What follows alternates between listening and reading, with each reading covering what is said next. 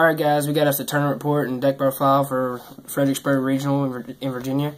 And this is my Shaddoll artifact deck, and I got 15th place yesterday. I went X2 and won my last round, so I did not lose at the very end. I lost my second round to Burning Abyss because I misplayed and forgot Flying Sea was in my hand, and he ended the game running Magic Extra Force. So that was just a bad misplay on me. I just forgot what the card was in my hand. And the only real loss I had that was a really close game against Patrick James was in the next to last round when we were basically on the bubble to see who was going to top. He also got 8th place. So I lost the top 8er. So it was a really good tournament for me. I was proud of myself. It was the best I've ever done in a regional. And we're going to start off with the deck profile. First off, this is my own build, not the Hoban Dolls. We're going to go with the 3 Petition. Key card in the deck starts off all your plays. Just make sure your momentum starts off fast, draws your cards, shenanigans. He gets what you want. 3 Dragon, arguably the most important one in this deck because he can blow up back around and make sure you don't run into Deep Prison and Stone of Alpha, and it basically just makes sure you win. 2 Squamata, he gets what you want. Fuse with it's best. 2 Falco. This card's amazing. It needs to be at least at 2 because it brings back Construct and stuff in the mirror match, which is awesome, and it doesn't count as they can't fuse from the deck with that, which is awesome as well. 2 Hedgehog, 3 Skoggy, as always. 2 is just fine. Searches what you want with Foolish and gets what you need fast, and it helps you get fusion to your hand. 2 Beast. The ratio is basically the same for most decks unless you play 3 Dragon or 3 Beast. But I play 3 Dragon instead of 3 Beast. This draws you cards. I keep bringing it back and do a little play with Falco. That's it for the engine for Shaddolls. And then we got 3 Moraltech. Arguably one of the most broken cards in Yu-Gi-Oh! At this moment because it doesn't target. And its companion, Bageltech, because I play Ignitions. This is amazing. I ended a game in the last round against Hoban Dolls, and it basically I went Ignition, and Sanctum, and I had all 4 of my artifacts out in one turn because I opened up with a Moraltech, and I hit him for 7,300 on my turn 2, which is awesome. And he basically ended his game because he flipped Vanity, so I went make Pleiades, which have also made it even worse for him. So this was amazing, and I do not regret playing the Bageltech at all. It was never dead because I can fuse with it as well, and the 1 BLS for monsters. No Chaos Sorcerer. I really don't have that many light targets I actually want to banish because I play a Call of the Haunted. That's it for the monsters. And Shaddoll Fusions, 3 maxed out. Sometimes I sided one out whenever I sided in Super Poly because I really don't want to fuse that much for the mirror match. 2 Ignition. This card's amazing. If you open it with 2 copies of it, it is so awesome. And you basically just go Ignition, set Bageltech, Ignition, hitting Bageltech, making Pleiades next turn because Moraltech can blow up their monster, which is really retarded. You do it they're in phase, so they can't really do anything about it. 1 Foolish, amazing book. I was thinking about taking this out, but it saved me quite a few games and helped me make my Mathematician resolve, which is awesome. And Allure Darkness. I sided out sometimes, but it's just really good at digging for what you need. Because I sided some shit out, sided out Squamata and a Dragon sometimes, which is the reason I take out the Allure when I side out too. Less targets. 1 Trap, 3 Shadow Games, arguably the most broken card in the deck, and it just makes sure that your plays go through and make sure you can do shenanigans on the turn. You can pulse their monster with a Dragon. 3 Sanctum, no question about that card. It's just amazing. 2 Emptiness. I was questionable about playing this card in the main of the side. I sided it out quite a few times because I played against a bunch of rogue. I played against Spellbooks, Boojins, Insectors. It doesn't really hurt those decks, but that's why I was scared about maining it. But I didn't really draw it that often, which helped me in the end because I didn't really need it.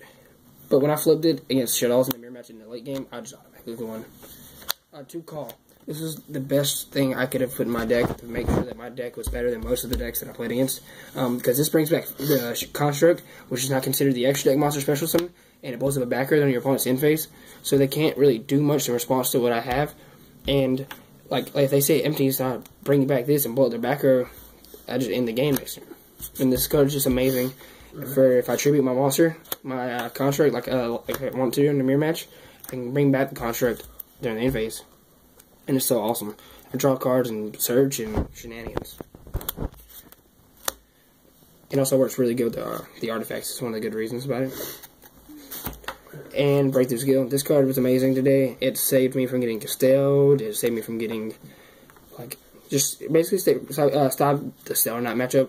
I also played against Stellar Shaddolls, with Shaddoll side and the Stellar Knights, and that was a really surprise, like a big surprise. Like, it was one of my friends from Game Theory. He first game played against Shaddolls, beat that, went to started against Shaddolls, and I ended up playing against Stellar Knights, and then he kept the Stellar Knights in. One morning, this card is just amazing. Best trap card in the game. That's 41 cards. It's not 40.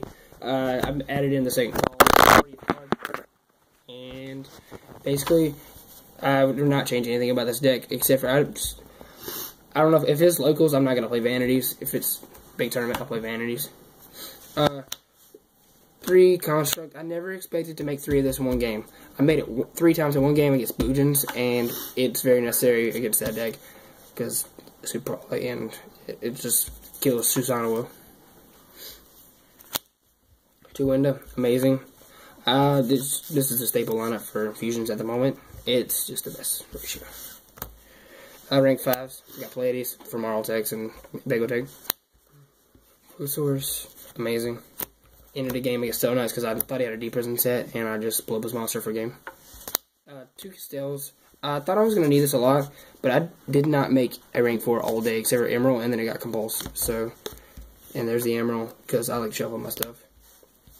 But this ends the game for them if they allow me to shuffle in my things, because I want to shuffle in my artifacts and still have targets for my sanctums in the deck. That's awesome. Also helps you win the mirror match if you need to make an exceed that bad. Armides. This card won me games against Stellar Knights because I knew he had deep prison set. So I get for 5th, and then I thought he had deep prison set. I made this, swung in with that, and then construct because he didn't act like he had anything. So I swung in for 51 damage turn 1, well, turn 2 against him. Go-Go Guardian, amazing. Didn't really make it though. It was just there, just to be there. Algonite, I made this so many times against Stellar Knight. They had 2 back row. I make this, and if it's a bottomless, blow it up. Michael, we didn't play black rows. We played these 2 because I wanted to put a second Castell in, and this card was one of the MVP cards in the extra deck.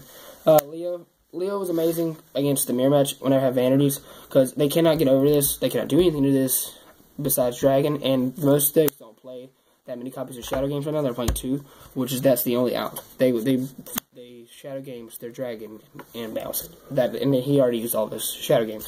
So it was game. I made this and then flipped Vanities and looked at him, and I poked at him for, punched at him for game. That's it for the extra. I like my extra deck, but I'm not sure if I really need a second Castell because I'm not playing Subcharge.